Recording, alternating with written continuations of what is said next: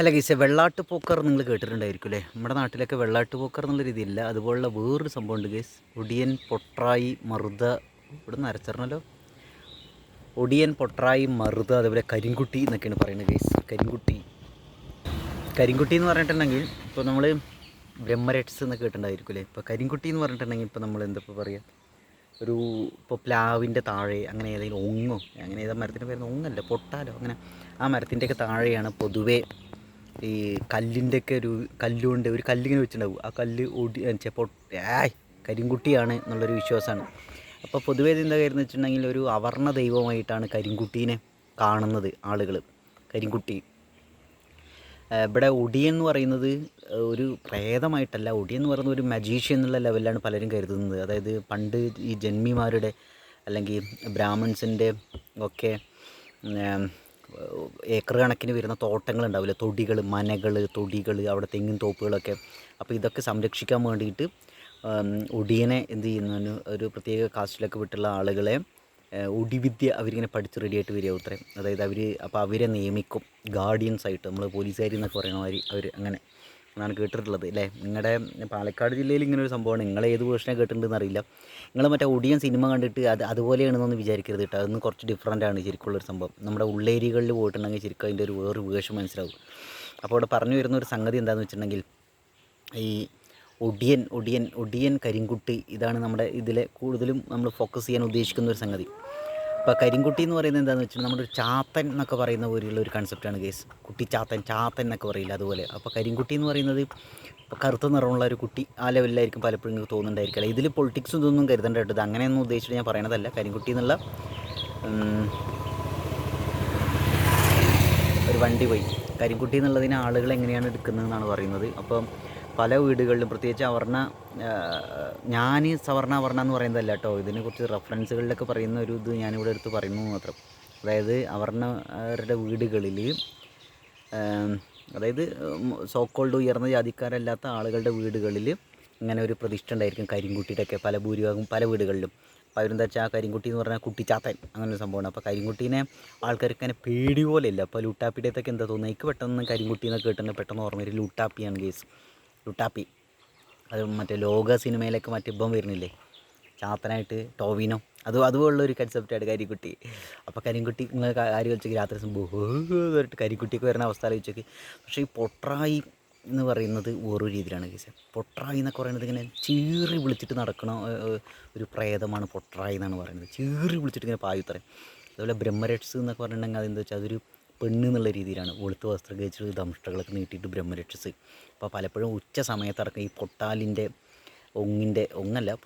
ഒക്കെ അടുത്ത് കൂടെയൊക്കെ പോകാൻ ആളുകൾക്ക് പേടിയായിരുന്നു. ഈ കറണ്ടൊക്കെ ഇലക്ട്രിസിറ്റിയൊക്കെ വരുന്നതിന് മുമ്പുള്ളൊരു, നാടുകളിലേക്ക് എത്തുന്നതിന് മുമ്പുള്ള ഒരു, നാട്ടുപുറത്ത് എത്തുന്നതിന് മുമ്പുള്ള ഒരു ടൈമാണ് പറയുന്നത്. അപ്പോൾ ഉച്ച സമയത്ത് പോലും ആളുകൾക്ക് അവിടെയൊക്കെ പല സ്ഥലങ്ങളിലേക്കും തൊടികളിലേക്കോ പോകാനൊക്കെ ഭയങ്കര പേടിയായിരുന്നു. പക്ഷേ അതിന് മുന്നിൽ വേറെ കുറേ സംഭവം ഉണ്ട് കേട്ടോ.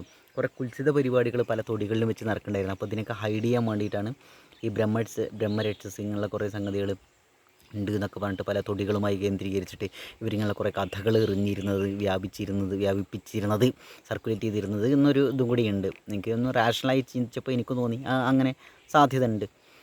പിന്നെ ഇതിൻ്റെ വേറെ കാര്യം എന്ന് വെച്ചിട്ടുണ്ടെങ്കിൽ, ഒടിയെന്ന് പറഞ്ഞിട്ടുണ്ടെങ്കിൽ ഇപ്പോൾ പ്രഗ്നൻ്റ് ആയ ലേഡീസില്ലേ, ഇവരൊക്കെ എന്തൊരു നോക്കി വയ്ക്കും ഇത്ര. എന്നിട്ട് രാത്രി സമയത്ത് വന്നിട്ട് അവരെ പ്രലോഭിപ്പിച്ചിട്ട് കുളത്തിൻ്റെ കരയൊക്കെ കൊണ്ടുപോത്രേ. എന്നിട്ട് എന്ത് ചെയ്യുമെന്ന് വെച്ചിട്ടുണ്ടെങ്കിൽ അവരെ വയറിനുള്ളിലുള്ള ആ എംബ്രിയോ ഉണ്ടല്ലോ, ആ ഭ്രൂണത്തെ എടുത്തിട്ട് ഇവരെന്ത് ചെയ്യും, മറ്റേ ഉരുക്കിയെടുക്കുത്രേ, തീ കത്തിച്ചിട്ട് കെട്ടി തൂക്കിയെടുക്കുത്രേ. എന്നിട്ട് അതിൽ നിന്നുള്ള എണ്ണ ഉണ്ടല്ലോ, ആ എണ്ണ ഇവർ ചെവിയുടെ ഇവിടെയൊക്കെ ബാക്കിലൊക്കെ വെച്ചിട്ട് അങ്ങനെ ഇട്ടത്ര വേഷം മാറിയിട്ടൊക്കെ വരിക. അതുപോലെ രാത്രി സമയത്ത് ഇവർ വേഷം മാറിയിട്ടൊക്കെ വന്നിട്ട് രാത്രി സമയത്ത് ഇവർ വളരെ വന്യമായ രീതിയിലായിരിക്കും ആ സമയത്ത്. എന്നിട്ട് തിരിച്ച് വീട്ടിലേക്ക് വരുന്ന സമയത്ത് ഈ അവരുടെ ഭാര്യ എന്ത് ചെയ്യത്രയെന്നറിയോ, കണ്ട ഉടനെ ചൂടുള്ള മുഖത്തേക്ക് ഒഴിക്കുത്ര ഇവർ. അപ്പോൾ ഇവർ സാധാരണ മനുഷ്യൻ്റെ രൂപത്തിലാവുത്രേ, അല്ലെങ്കിൽ ചാണകവെള്ളമല്ല ഒറ്റ തെളിക്കലത്ര. അങ്ങനെയൊക്കെ ഒരു സംഭവമാണ് കേട്ടിട്ടുള്ളത് ഗൈസ്. നിങ്ങൾക്ക് ഏത് വേർഷനാണ് അവൈലബിൾ ആയിട്ടുള്ളതെന്ന് അറിയില്ല. ഞാൻ കേട്ടിട്ടുള്ളത് ഇങ്ങനെയാണ്, നാട്ടുമ്പുറത്ത് ഇങ്ങനെയാണ്. ഇനിയിപ്പോൾ ഓരോ സ്ഥലത്തിനനുസരിച്ച് ചെറിയ വ്യത്യാസങ്ങളൊക്കെ ഉണ്ടാവും കേട്ടോ. കുറേയൊക്കെ മിത്തുകളുമായി, ഇതിൻ്റെ കൂടെ എന്താ വെച്ചാൽ കുറേ ആൾക്കാർ അവനവൻ്റെ കയ്യിൽ നിന്ന് അടിച്ചിട്ടുള്ള രീതിയിലുള്ള കഥകൾ ഉണ്ടാക്കും, അത് വേറൊരു കാര്യം.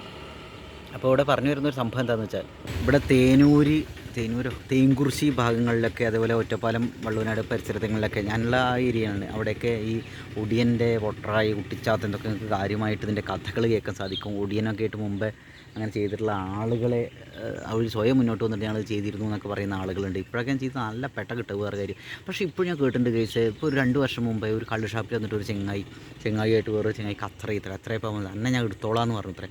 അന്നെ എടുത്തോളാം എന്ന് പറഞ്ഞിട്ട് രാത്രി സമയത്ത് ഈ ചെങ്ങായിൻ്റെ അലറി വിളിച്ചിട്ട് ഈ ചെങ്ങായിയുടെ വീടിൻ്റെ അതിനൊക്കെ ഇങ്ങനെ നടക്കുന്നുണ്ടായിരുന്നു അത്രേ. അപ്പോൾ ആ സമയത്ത് എങ്ങാനും പുറത്തേക്ക് ഇറങ്ങി വന്നിട്ടുണ്ടെങ്കിൽ ഇവരെന്താ വെച്ചാൽ ഒരു മാജിക് പോലെയൊക്കെ സംഗതികളൊക്കെ ചെയ്തിട്ട് പിടിച്ചുകൊണ്ട് പോകും. എന്നിട്ട് കൊണ്ടുപോയിട്ട് വയറിൻ്റെ ഈ കുളത്തിൻ്റെ അവിടെ പോയിട്ട് കൊല്ലുത്രേ, കൊന്നിട്ട് ഉടി വെച്ച് കൊല്ലുക എന്നൊക്കെ പറയില്ലേ.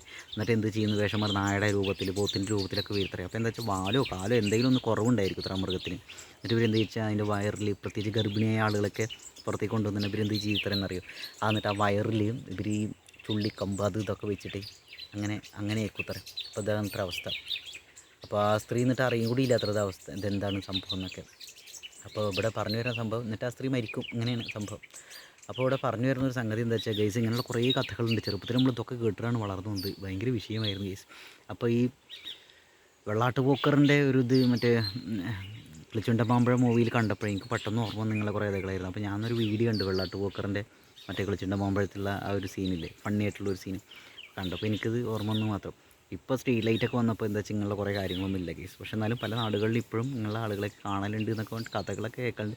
കുറേയൊക്കെ തട്ടിക്കൂടലായിരിക്കും, കുറേയൊക്കെ സത്യമായിരിക്കും, അറിയില്ല കേസ്. പിന്നെ അത് വേറെ എന്താ വെച്ചാൽ ഇതൊരു സൈക്കോളജിക്കലായ ഒരു സംഭവം തന്നെ. നമ്മളൊരു കസേരയിൽ സൂക്ഷിച്ച് നോക്കിയിട്ട് കസേരയുടെ കാലുകളൊക്കെ ഉണ്ട് നമുക്ക് തോന്നി, ചിലപ്പോൾ ഇളകുണ്ടായിരിക്കും. അപ്പോൾ നമ്മുടെ ഉള്ളിൽ ഈ ഒരു സാധനം ഇങ്ങനെ ഹിഡനായിട്ട് കിടക്കുമ്പോൾ എന്നുള്ള അവസ്ഥ എന്ന് വെച്ചിട്ടുണ്ടെങ്കിൽ നമുക്ക് ചിലപ്പോൾ രാത്രി സമയത്ത് കണ്ടിട്ടില്ലാത്തത് കണ്ടു എന്നും അതുപോലെ കേട്ടിട്ടില്ലാത്ത കേട്ടു എന്നൊക്കെ തോന്നുന്നുണ്ടായിരിക്കും ഗൈസ്. അങ്ങനെയൊക്കെ ഒരു സംഭവങ്ങളൊക്കെ ഉണ്ടായിരിക്കും. എന്തായാലും രാത്രി സമയത്ത് അമ്പലങ്ങളുടെ അധീനമൊക്കെ ഞാനൊക്കെ വരുന്ന സമയത്ത്, പ്രത്യേകിച്ച് വടംവലിയൊക്കെ കഴിഞ്ഞ് വരുന്ന സമയത്ത്, ട്രയൽ കഴിഞ്ഞിട്ട് വരുന്ന സമയത്തൊക്കെ, പ്രാക്ടീസ് കഴിഞ്ഞിട്ട് വരുന്ന സമയത്തൊക്കെ എനിക്കിത് ഭയങ്കര ഇടങ്ങാറാണ്. ചില സമയത്ത് ഇതൊക്കെ ഇങ്ങനെ ഓർമ്മ വരും. ഈ കുളത്തിൻ്റെ അധീനമൊക്കെ വരുന്ന സമയത്ത് ഭയങ്കര പ്രശ്നമാണ്. അപ്പോൾ ഞാൻ എല്ലാ സ്പീഡിൽ ഹോൺ അടിച്ചിട്ട് ഇങ്ങനെ വരും. അപ്പോൾ എങ്ങാനും തെന്നി തെറിച്ചിട്ട് അവിടുന്ന് വീണാൽ പെട്രോൾ കഴിഞ്ഞിട്ട് വണ്ടി നിൽക്കുക, അല്ലെങ്കിൽ വണ്ടി ഓഫ് ആവുക ചെയ്താൽ തിരിയും ഗൈസ്. അപ്പോൾ അങ്ങനെയൊക്കെ ഒരു അവസ്ഥയാണ്. അപ്പോൾ നിങ്ങളുടെ നാട്ടിൽ നിങ്ങളുടെ പ്രേതങ്ങൾക്ക് അങ്ങനെ കഥകൾ എന്തെങ്കിലും ഉണ്ടെങ്കിൽ ഗൈസ് ഇപ്പോഴും അതുണ്ട് എന്നൊക്കെ ആൾക്കാർ പറയുന്നുണ്ടോ, നിങ്ങൾ കണ്ടിട്ടോ, നിങ്ങളുടെ എക്സ്പീരിയൻസ് ഇതുമായി ബന്ധപ്പെട്ട് എന്തെങ്കിലും എക്സ്പീരിയൻസ് ഉണ്ടോ, കേട്ട കഥകൾ എന്തെങ്കിലും സംഭവം, നിങ്ങളുടെ നാട്ടിലുള്ള പ്രേതങ്ങളുടെ പേരുകളൊന്ന് പറയാമോ ഗൈസ്. അപ്പോൾ ശരി, ആദ്യമായിട്ടാണ് ചാനൽ സബ്സ്ക്രൈബ് ചെയ്യുക ഗൈസ്. നമ്മുടെ നാട്ടിൻപുറത്ത് കുറേ കഥകളും മിത്തുകളും ഒക്കെ നമ്മുടെ ചാനലിൽ ഉൾപ്പെടുത്തണമെന്ന് ഞാൻ വിചാരിക്കുന്നുണ്ട് ഗൈസ്. നോക്കട്ടെ.